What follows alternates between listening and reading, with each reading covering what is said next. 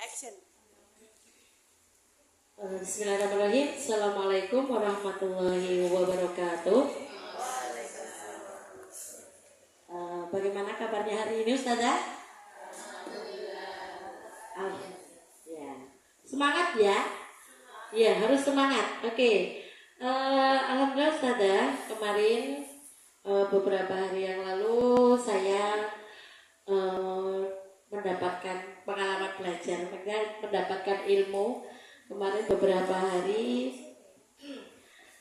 diklat di SD Negeri Kabupaten, alhamdulillah dapat ilmu yang saya dapatkan, dan di sini saya ingin berbagi ke teman-teman semua apa yang kemarin saya dapatkan selama 6 hari kemarin. Sebelum kita masuk ke materinya, mungkin kita perlu gel-gel ya kayaknya ya. Iya, teman-teman, monggo kita gaungkan lagi gel-gel kombel kita kemarin. Masih ingat tidak ya? Masih? Oke. Gak apa-apa. Sambil yang belum ingat nanti sambil gandul-gandul gitu gak apa-apa. Oke teman-teman, are you ready? Yes we are. Oke. Kita tes dulu apakah Ustazah siang-siang begini masih semangat. Oke. 1, 2, 3. ELC siapa yang punya? ELC siapa yang punya? ELC siapa yang punya? Yang punya kita semua. Lagi. ELC siapa yang punya? ELC siapa yang punya? ELC siapa yang punya? Yang punya kita semua. ELC menyala Ustazahku. Tepuk tangan. Ya, terima kasih Ustazah untuk semangatnya. Langsung saja di sini saya akan menyampaikan tentang prinsip pembelajaran mendalam. Ya, di sini sebelum kita masuk ke prinsip pembelajaran mendalam itu apa sih? Mungkin dari Ustazah sudah pernah baca-baca ya, mungkin malah lebih tahu apa itu pembelajaran mendalam.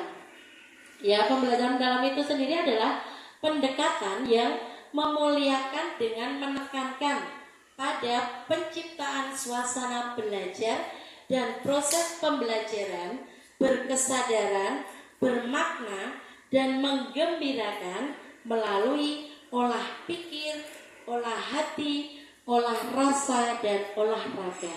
Itu definisi dari pembelajaran mendalam. Seperti itu, Ustazah. Nah, untuk prinsip pembelajaran mendalam sendiri itu ada 3 ya.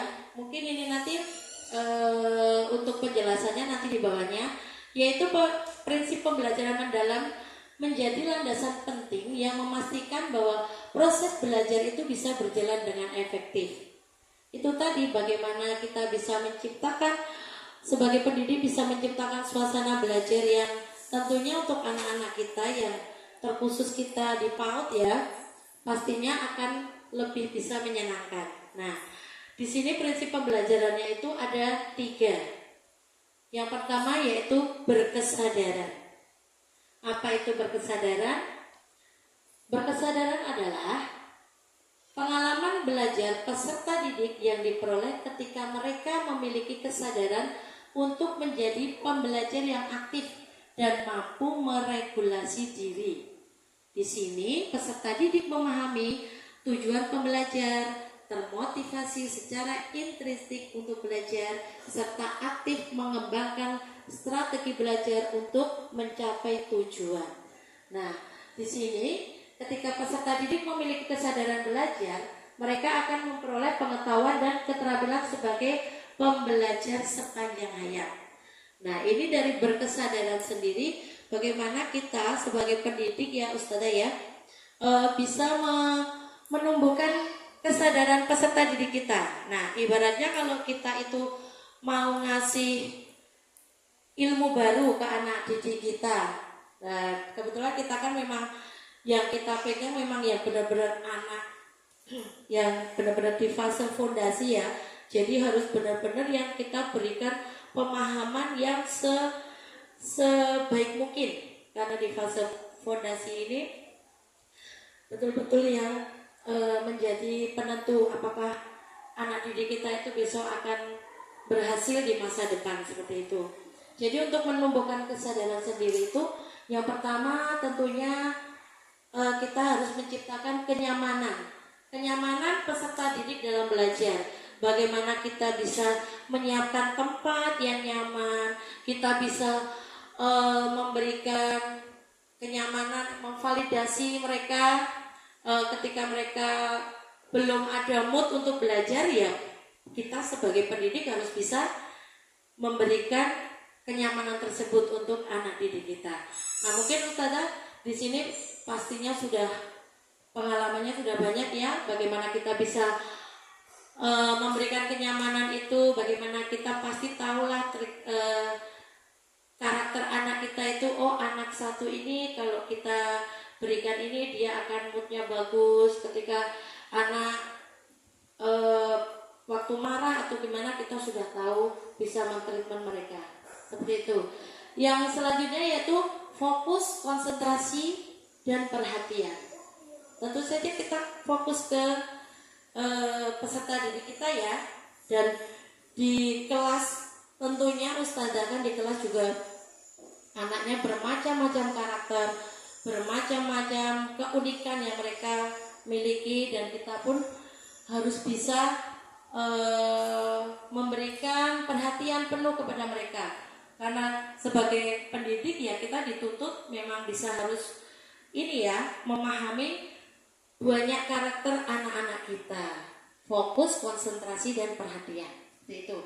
Kemudian kesadaran terhadap proses berpikir. Nah, di sini proses berpikir itu yang bagaimana? Anak-anak ketika kita berikan pengetahuan baru, kita berusaha biar bagaimana anak ini paham itu bagaimana, toh kita pun harus banyak belajar ya Ustazah ya, terutama mungkin kita bisa cari tahu dengan cara gimana ya biar pembelajaran kita di kelas itu bisa memberikan anak kita itu memahami apa yang kita berikan, ilmu yang kita berikan, seperti itu. Jadi proses berpikir anak-anak itu harus kita perhatikan juga. Kemudian kesempatan peserta didik untuk menentukan pilihan dan memiliki alasan atas pilihannya. Nah, anak-anak terutama untuk yang TK besar ya, ini pastinya mereka sudah bisa untuk kita ajak berdiskusi, menentukan tema, atau kita ajak untuk menentukan kegiatan. Nah, seperti itu. Pasti untuk kakak TKB yang di sini kebetulan kakak TKB itu yang anak-anaknya alhamdulillah ya di sini luar biasa kritisnya, jadi bisa kita ajak diskusi. Nah, ini untuk mereka bisa menentukan pilihan dan memiliki alasan atas pilihannya. Jadi kita tanya, kenapa pilih ini? Kenapa mau kegiatan ini? Kenapa mau tema ini? Kenapa ingin belajar tentang ini? Dan mereka pasti bisa menyampaikan. Nah, selanjutnya itu keterlibatan peserta didik dalam mengembangkan strategi pembelajarannya. Strategi belajarnya, maaf. Jadi sebisa mungkin anak didik, peserta didik itu kita libatkan dalam kegiatan proses belajar kita. Mereka yang misal kita di kelas ada 20 anak, sebisa mungkin kita libatkan mereka semua. Jadi kita akan tahu mana sih anak yang aktif atau anak yang memang belum berani untuk mengungkapkan, atau anak yang memang memang diam terus tidak atau belum mau muncul idenya, bisa kita libatkan. Kemudian keterbukaan terhadap perspektif baru. Selanjutnya keingintahuan terhadap pengetahuan dan pengalaman baru. Nah, ini ketika kita sudah menyampaikan materi, tentunya anak-anak kita itu terkadang kayak belum ini ya, belum puas dengan kayak kemarin pas di kelas saya itu eksperimen gunung berapi. Jadi eksperimen gunung berapi itu kita bagi kelompok-kelompok, dan tentu mereka itu ada yang kelompoknya memang sudah berhasil melakukan, artinya berhasil sesuai tahap-tahapnya gitu ya, cara-caranya dia, kenapa dia bisa memunculkan lava yang mereka buat itu, ada yang belum. Jadi ketika kita tanya apakah mereka sudah senang dengan kegiatan itu, ada beberapa anak yang senang, tapi ya masih terlihat anak-anak pengen penasaran lagi. Nah kayak gitu, pengetahuan dan pengalaman baru kayak gitu perlu kita gali juga ya untuk peserta didik. Begitu untuk berkesadaran. Lanjut. Nah, yang kedua, prinsip pembelajaran yang mendalam kedua yaitu bermakna. Pembelajaran bermakna ini terjadi ketika peserta didik dapat menerapkan pengetahuannya secara kontekstual. Proses belajar peserta didik tidak hanya sebatas memahami informasi, penguasaan konten, namun berorientasi pada kemampuan mengaplikasi pengetahuan. Jadi begini ya, untuk bermakna ini kalau kita sampaikan untuk materi yang akan kita sampaikan, tentunya kita kaitkan dulu dengan kehidupan nyata anak-anak. Jadi apakah mereka pernah mengalami, terus bisa nggak kita terapkan di kehidupan mereka sehari-hari, seperti itu bermakna ya. Jadi untuk kemampuan ini mendukung retensi jangka panjang, jadi akan berefek atau berimbas ke jangka panjang. Jadi bermakna ini bisa kita terapkan di kehidupan sehari-hari anak. Seperti itu. Nah, konsep pembelajaran yang bermakna melibatkan peserta didik dengan isu nyata dalam konteks personal atau lokal atau nasional atau global.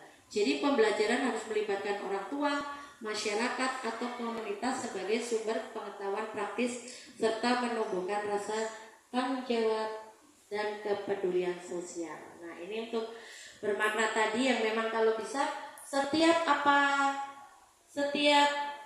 materi baru atau pengetahuan yang didapat anak baru itu memang harus kita kaitkan dengan kehidupan nyata anak-anak. Seperti itu ya. Nah, untuk penerapan prinsip pembelajaran yang bermakna ini, yang pertama yaitu kontekstual atau relevan dengan kehidupan nyata. Nah, ini biasanya kita kalau pas materi pembelajaran di kelas itu ya Ustazah ya, pastinya kita akan memulai dulu. Misal kita ambil tema tema anak-anak tema pasar kayak gitu. Kita gali dulu apakah mereka itu tahu pasar itu apa, apakah teman-teman itu pernah mengalami berada di pasar, dan jadi mereka sendiri yang akan memberikan atau menyampaikan pendapatnya. Oh, pasar itu tempat buat jualan tempat jual buat beli. Nah, kayak gitu tentunya perlu anak-anak itu mendapatkan yang nyata ya, konkret seperti itu. Kemudian keterlibatan peserta didik berperan dalam pemecahan masalah atau isu terdekat di kehidupan nyata. Nah, itu tadi gunanya kita menggali, jadi memahamkan anak-anak, kita kaitkan dengan kehidupan nyata itu tentunya akan berefek ke peserta didik kita dalam pemecahan masalah, yaitu problem solving ya kalau di sini.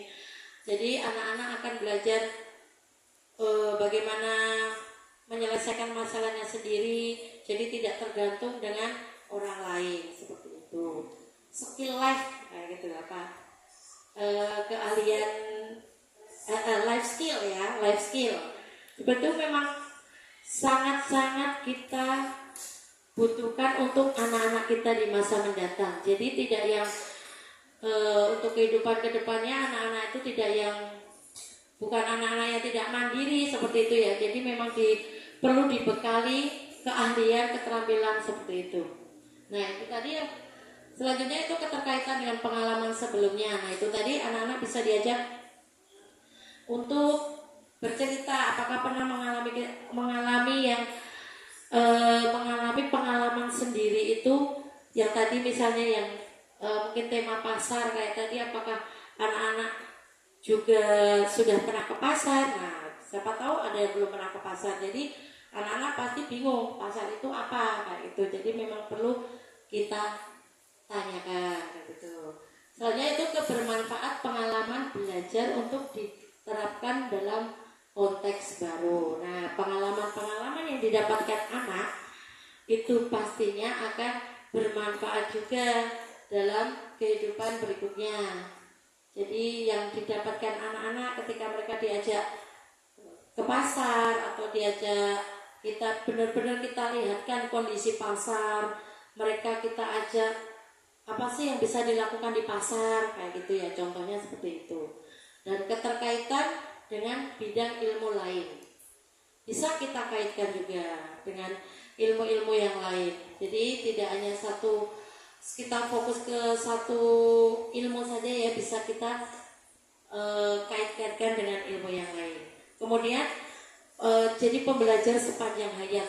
Jadi kita tekankan juga kalau memang belajar itu tidak ada batasan. Jadi meskipun kita sudah berumur atau kita sudah memang kayaknya tidak mungkin deh untuk belajar kayak gitu, tidak ada ya. Jadi memang bermakna itu pembelajar sepanjang hayat, selagi yang bisa belajar itu masih bisa dilakukan. Begitu untuk yang bermakna. Oke. Selanjutnya yaitu prinsip yang ketiga, yaitu menggembirakan. Nah, apa itu menggembirakan? Maksudnya mungkin dalam bayangan kita menggembirakan itu pastinya ya memang yang senang, yang tentunya yang memang menyenangkan, menggembirakan, tidak ada paksaan kayak gitu. Jadi pembelajaran yang menggembirakan ini merupakan suasana belajar yang positif, menantang, menyenangkan, dan memotivasi. Wah, apa itu? Positif, menantang, menyenangkan, memotivasi. Kata-katanya memang ini ya Ustazah ya, bagus banget, positif. Nah, kita kalau ke anak-anak kita, nah banyak kan yang mengalami anak-anak kita kalau belum mencoba sudah bilangnya nggak bisa, aku nggak mau, aku tuh nggak bisa Nah kayak gitu pasti mengalami ya Ustazah ya. ya jadi yang menggembirakan ini tentunya kita mindset mereka kita berikan ke yang positif. Jadi ketika anak-anak memang belum mau melakukan ya belum bisa, mereka bilangnya belum bisa padahal belum melakukan, ya kita berikan kata-kata yang positif seperti itu. Menantang. Nah, menantang ini yang bagaimana Ustazah? Menantang itu yang kalau di pembelajaran mendalam ini untuk menantang ini, kalau untuk yang anak-anak yang memang tidak gampang menyerah, menantang itu malah akan dijadikan suatu apa ya? Malah mereka akan semakin semangat. Wah, aku belum bisa, aku akan coba. Apapun yang terjadi terabas kayak gitu, bahasanya kan kayak gitu. Jadi di pembelajaran mendalam ini menantang itu bukan mereka malah terus jadi ngelokro kayak gitu, enggak. Malah tantangan semakin sulit yang mereka hadapi, mereka akan semakin semangat. Nah, jadi perlu ditanamkan seperti itu Ustazah. Tadi yang positif, menantang kayak gitu. Menyenangkan. Nah, menyenangkan ini yang bagaimana Ustazah? Menyenangkan itu tentunya ya yang mereka itu melakukannya itu ya atas dasar atas dasar apa? Atas dasar dia suka, aku suka, senang, dia happy. Bahkan kadang kalau mereka sudah senang dengan kegiatan yang kita berikan, kadang susah untuk diberhentikan ya Ustaz ya. Iya. Jadi kadang kita perlu kayak Padahal waktu sudah berjalan anak-anak masih asik kayak gitu. Jadi memang menyenangkan. Jadi mereka memang karena tadi tumbuh kesadaran, aku belajar kesadarannya sudah muncul. Jadi mereka melakukannya juga dengan sangat senang, terus tidak terpaksa. Nah, pastinya akan ada pengalaman-pengalaman belajar yang didapat. Nah, memotivasi ini yang bagaimana Ustazah? Memotivasi ya. Nah, yang memotivasi ini apa yang dilakukan satu anak itu mungkin bisa ya jadi satu anak yang lainnya kok itu bisa, dia bisa, berarti aku harus bisa kayak gitu mungkin memotivasi itu seperti itu. Dan pendidik pun harus bisa memberikan apa ya penyemangat kalimat motivasi untuk anak didik kita yang memang ada yang tidak muncul atau belum muncul ya semangat belajarnya kayak gitu. Jadi rasa senang dalam belajar membantu peserta didik terhubung secara emosional sehingga lebih mudah memahami, mengingat, menerapkan pengetahuan. Nah, mungkin Ustazah ada pengalaman juga ya materi yang teman-teman atau ilmu pengetahuan yang teman-teman berikan ke anak didik kita itu pasti ada beberapa anak yang karena dilakukan dengan sangat senang, dengan sudah memiliki apa ya tadi yang suasana yang positif, wah pastinya akan mudah sekali diserap anak seperti itu. Entah itu permainan atau entah teman-teman ketika mengenalkan kegiatan mengenal angka atau apa dengan kegiatan yang menyenangkan, anak-anak akan lebih mudah memahami dan akan lebih mudah tahu gitu ya. Jadi ketika peserta didik menikmati proses belajar, memotivasi mereka akan tumbuh, mendorong rasa ingin tahu, kreativitas pun akan muncul. Jadi mereka tentu saja akan terlibat aktif seperti itu. Oke. Nah, pembelajaran membangun pengalaman belajar yang berkesan. Bergembira dalam belajar juga diwujudkan ketika setiap peserta didik merasa nyaman. Nah itu tadi kita harus bisa menciptakan kenyamanan. Dan ini ketika kita sudah menerapkan prinsip menggembirakan ini teman-teman, pasti akan ada momen mereka akan bilang, wah ternyata seperti ini. Nah itu itu aha momen ya. Jadi anak-anak itu ketika sudah melakukan dengan baik, ternyata dia bisa, pasti dia itu akan muncul. Wah seperti ini aku bisa. Jadi kayak gitu. Jadi itu yang dikatakan menggembirakan itu seperti itu. Oke lanjut. Nah ini tadi ya menggembirakan, yang prinsip menggembirakan tadi ada lingkungan pembelajaran yang interaktif. Nah, antara pendidik, peserta didik semuanya terlibat aktif dalam proses pembelajaran. Itu kemudian aktivitas pembelajaran yang menarik minat dan rasa ingin tahu. Nah ini ketika sudah diberikan materi pembelajaran, kegiatan yang sesuai keinginan mereka atau memang mereka rasa ingin tahunya sangat tinggi, tentu saja anak-anak juga akan semakin aktif kayak gitu, menginspirasi. Nah ini bisa anak-anak dipraktekkan ketika mereka di rumah, ketika di sekolah sudah diberikan, di rumah ada yang minta ke ayah bundanya belikan ini, tadi aku di sekolah belajarnya ini loh asik loh, nah, kayak gitu menginspirasi. Kemudian tantangan yang memotivasi itu tadi ya. Jadi ketika mendapat tantangan, anak-anak tidak yang gampang menyerah. Nah, tercapainya keberhasilan belajar. Nah ini tadi ada aha momen yang tadi anak-anak ketika berhasil melakukan akan muncul kata atau dia ekspresinya akan wah ternyata seperti ini. Nah kayak gitu aha momen akan muncul di prinsip yang menggembirakan ini. Jadi akan sangat puas juga ya anak-anak ya, dan kita pun senang melihat mereka bisa menemukan atau mencapai yang mereka inginkan kayak gitu. Jadi di menggembirakan ini memberikan ruang untuk prakarsa, kreativitas sesuai dengan bakat, minat dan perkembangan anak. Begitu. Kemudian bawahnya deh. Sudah. Nah, itu tadi. Nah, ini yang tadi yang definisi pembelajaran mendalam tadi yang terkait dengan olah pikir. Nah, olah pikir sendiri itu adalah proses pendidikan yang berfokus pada pengasahan akal budi dan kemampuan kognitif. Jadi seperti kemampuan untuk memahami, menganalisa, dan memecahkan masalah ini ada di dalam olah pikir atau bisa dikatakan dan intelektual.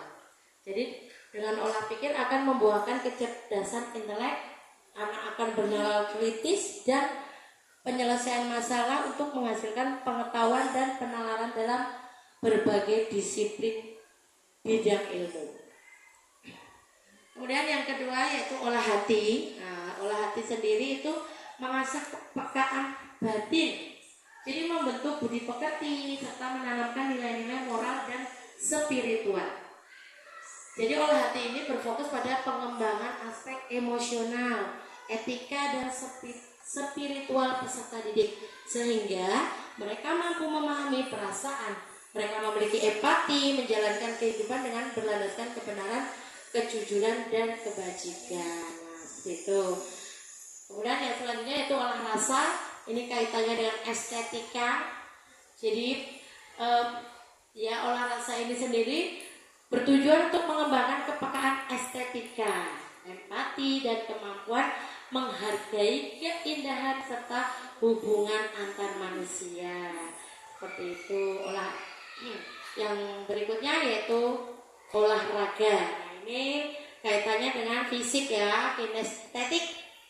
Jadi untuk olahraga sendiri bertujuan untuk menjaga dan meningkatkan kesehatan fisik, kekuatan tubuh serta membentuk karakter melalui kegiatan jasmani. Jadi olahraga itu untuk peserta didik kita itu juga sangat dibutuhkan. Nah, seperti itu. Jadi pada dasarnya prinsip pembelajaran mendalam itu tadi ada berapa Ustazah? 3. Ada 3. Yang pertama tadi apa? Berkesadaran. Jadi kita tumbuhkan dulu kesadaran anak-anak. Kita bantu mereka, kita fasilitasi mereka ya dalam untuk mencapai berkesadaran peserta didik kita. Yang kedua apa Ustazah? Bermakna. Jadi bermakna tadi apa? Dikaitkan dengan kehidupan nyata, kehidupan sehari anak-anak, kontekstual. Kemudian yang terakhir menggembirakan. Menggembirakan tadi yang paling bisa kita ingat itu aha momen, betul sekali. Aha momen di mana anak-anak itu bisa menemukan atau berhasil melakukan sesuatu yang mereka inginkan. Nah, begitu Ustazah dari saya terkait dengan prinsip pembelajaran mendalam. Semoga apa yang saya sampaikan tadi bisa kita terapkan dalam proses pembelajaran kita, dan selebihnya bisa kita akan menjadi lebih baik lagi, menjadikan peserta didik kita menjadi anak-anak yang lebih baik lagi untuk masa depan, memberikan bekal mereka untuk kehidupan masa depan mereka. Terima kasih. Kurang lebihnya dari saya mohon maaf apabila ada kata-kata yang kurang berkenan. Saya tutup. Wassalamualaikum warahmatullahi wabarakatuh.